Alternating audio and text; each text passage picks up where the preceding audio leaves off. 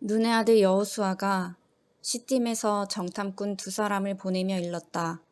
가서 몰래 그 땅을 정탐하여라. 특히 여리고성을 잘 살펴라. 그들은 그곳을 떠나 어느 창녀의 집에 들어가 거기에서 묵었다. 그 집에는 이름이 라합이라고 하는 창녀가 살고 있었다. 그때에 여리고 왕은 이런 보고를 받았다. 아뢰입니다. 이스라엘 자손 가운데서 몇 사람이 오늘 밤에 이 모든 땅을 정탐하려고 이곳으로 왔습니다. 여리고 왕이 라합에게 전가를 보냈다. 너에게 온 사람들, 곧 내 집에 온 사람들을 데려오너라. 그들은 이 온 땅을 정탐하려고 왔다. 그러나 그 여인은 2사람을 데려다가 숨겨놓고 이렇게 말하였다. 그 사람들이 저에게로 오기는 했습니다만 그들이 어디서 왔는지 저는 알지 못합니다. 그리고 그들은 날이 어두워 성문을 닫을 때쯤 떠났는데 그들이 어디로 갔는지 저는 알지 못합니다. 빨리 사람을 풀어 그들을 뒤쫓게 하시면 따라잡을 수도 있을 것입니다. 그러나 그때는 그 여인이 그들을 지붕으로 데리고 올라가 자기네 지붕 위에 널어놓은 삼대 속에 숨겨놓은 뒤였다. 뒤쫓는 사람들이 요단길을 따라 나루터까지 그들을 뒤쫓았고 뒤쫓는 사람들이 나가자마자 성문이 닫혔다. 정탐꾼들이 잠들기 전에 라합은 지붕 위에 있는 그들에게 올라가서 말하였다. 나는 주님께서 이 땅을 당신들에게 주신 것을 압니다.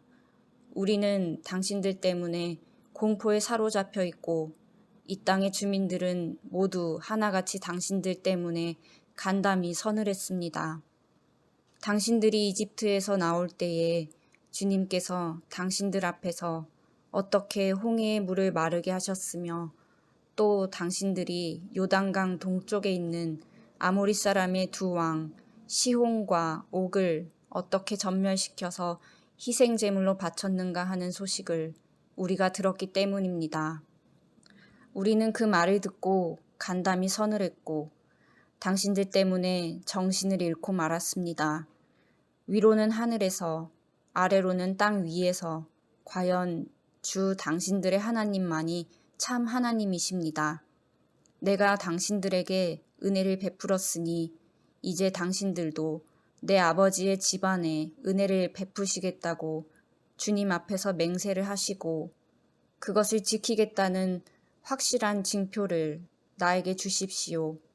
그리고 나의 부모와 형제 자매들과 그들에게 속한 모든 식구를 살려주시고 죽지 않도록 우리의 생명을 구하여 주십시오. 정탐꾼들이 그 여인에게 말하였다. 우리가 목숨을 내놓고라도 약속한 것은 지키겠소. 우리가 한 일을 어느 누구에게도 일러 바치지 않는다면 주님께서 우리에게 이 땅을 주실 때에 우리는 친절과 성실을 다하여 그들을 대하겠소. 라합은 성벽 위에 있는 집에 살고 있었기 때문에 창문으로 밧줄을 늘어뜨려 그들을 달아내려 주었다. 그리고 여인은 그들에게 말하였다. 뒤쫓는 사람들이 당신들과 마주치지 않도록 산으로 가십시오. 거기에서 사흘 동안 숨어 있다가 뒤쫓는 사람들이 돌아간 다음에 당신들이 갈 길을 가십시오. 그 사람들이 그 여인에게 말하였다. 당신이 우리와 맺은 이 맹세에 대하여 우리가 허물이 없게 하겠소. 이렇게 합시다. 여기 홍색줄이 있으니 우리가 이 땅으로 들어올 때에 당신이 우리를 달아내렸던 그 창문에 이 홍색줄을 메어두시오. 그리고 당신의 아버지와 어머니와 오라버니들과 아버지 집안의 모든 식구를 다 당신의 집에 모여있게 하시오. 누구든지 당신의 집 대문에서 밖으로 나가서 죽으면 그 죽음에 대한 책임은 죽은 사람 자신이 져야 하며 우리는 책임을 지지 않겠소. 그러나 우리가 당신과 함께 집 안에 있는 사람에게 손을 대서 죽으면 그 죽음에 대한 책임은 우리가 질 것이오. 그러나 당신이 우리가 한 일을 누설하면 당신이 우리와 맺은 맹세에 대하여 우리는 아무런 책임이 없소. 그러자 라합은 그들의 말대로 하겠다고 대답하고 그들을 보냈다. 그들이 간 뒤에 라합은 홍색줄을 창에 매달았다. 그들은 그곳을 떠나 산에 다다라서 사흘 동안 거기에 머물러 있었다. 뒤쫓는 사람들은 모든 길을 수색하였으나 정탐꾼들을 찾지 못하고 되돌아갔다. 두 사람은 산에서 다시 내려와 강을 건넜고 눈의 아들 여호수아에게 이르러서 그들이 겪은 모든 일을 보고하였다. 그들이 여호수아에게 말하였다. 주님께서 그 땅을 모두 우리 손에 넘겨주셨으므로 그 땅의 모든 주민이 우리를 무서워하고 있습니다. 아멘. 무더운 지난 여름이 가고 벌써 가을이 찾아왔습니다. 이번 가을에는 위드가 큐티 여호수아와 함께 큰 은혜를 받으시기를 소망합니다.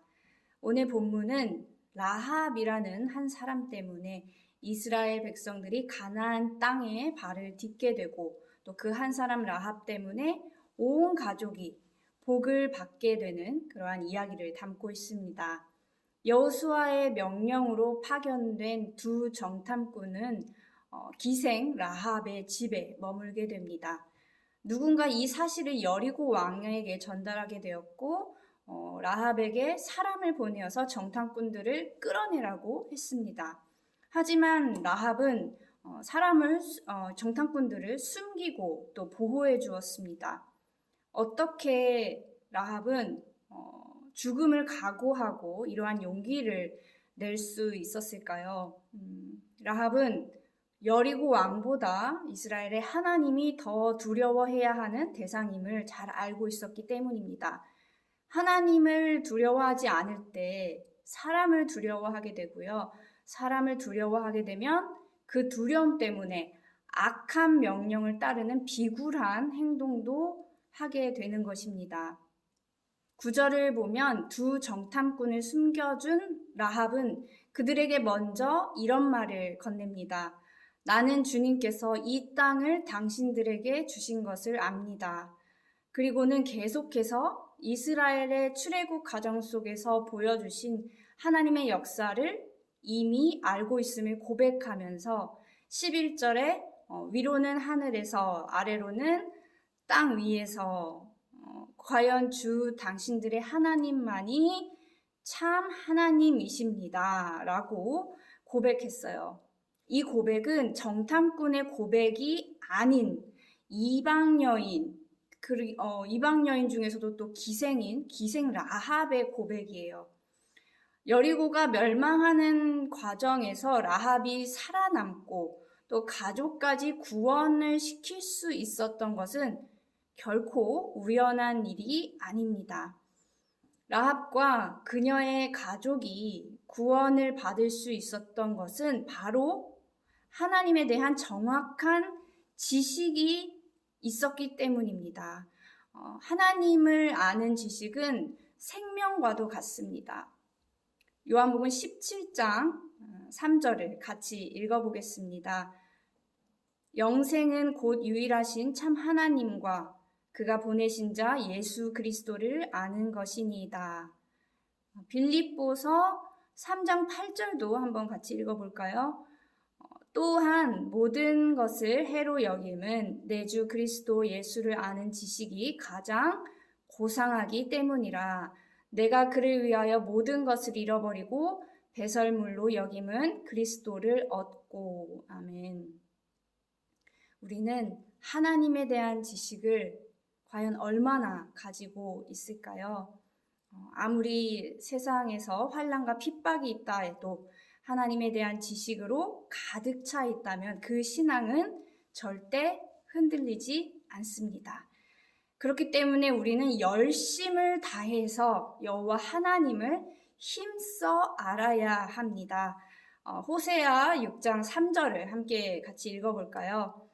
시작. 그러므로 우리가 여호와를 알자. 힘써 여호와를 알자. 그의 나타나심을 새벽 빛같이 어김없나니 비와 같이 땅을 적시는 늦은 비와 같이 우리에게 임하시리라 하니라. 아멘. 라합의 믿음과 그 신앙 고백을 천천히 한번 묵상해 보시기 바랍니다. 오늘도 여호와를 명확하게 알기 위해서 힘쓰는 C2C 미디어 교회 성도님들 되시기를 주님의 이름으로 축복합니다. 사랑의 주님, 오늘도 주님과 동행하는 삶을 허락하심에 감사합니다. 두 정탐꾼을 숨겨준 라합의 믿음을 담게 하시고 참 하나님을 알기 위해 힘쓰고 애쓰는 우리가 되게 하여 주시옵소서.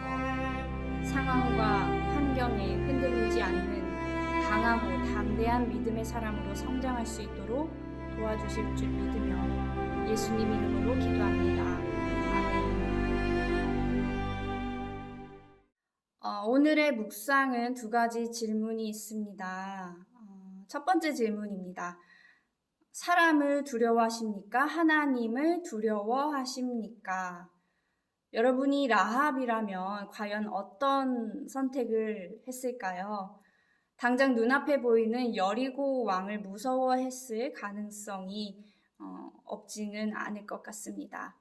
한 사람이 무언가를 선택할 때는 자신이 가지고 있는 지식, 또 정보, 그리고 모든 감각을 다 동원해서 결정을 내리는데 하나님과 가까운 사람이라면, 하나님에 대해 많이 알고 있는 사람이라면 너무나도 쉽게 하나님을 믿는 자다운 선택을 할 것이라고 저는 생각합니다.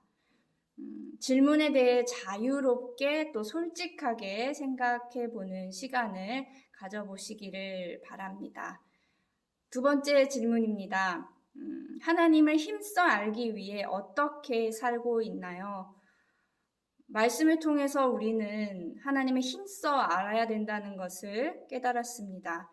그럼 우리 삶에서 하나님을 더욱더 깊이 알기 위해 실천할 수 있는 것은 무엇일까요? 지금 우리가 함께 하고 있는 이 위드갓 큐티도 하나님을 알 수 있는 방법의 하나가 될 수 있을 것 같습니다. 하나님을 알기 위해 나의 시간을 내어드리는 것도 필요하고요.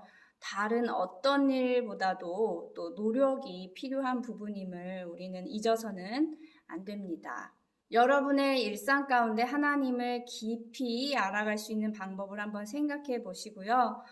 댓글로 함께 나누어 주시면 좋겠습니다.